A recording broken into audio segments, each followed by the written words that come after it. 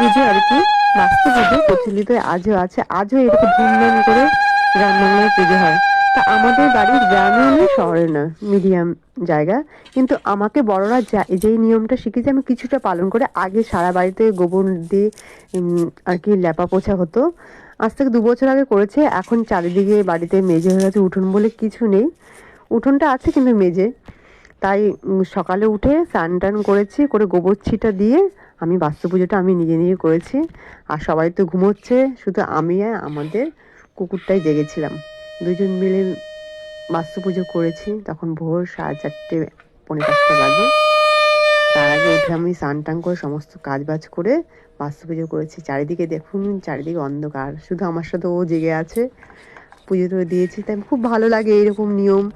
আস্তে আস্তে করে সব নিয়ম তো বিলীন হয়ে যাচ্ছে, কেউ মানছে কেউ মানছে না। অনেকে ফ্ল্যাট বাড়িতে, তারা তো মানতে পারছে না কোনো রকম, যেটুকুনি পাচ্ছে করছে, পিঠে পায়েসটা করছে।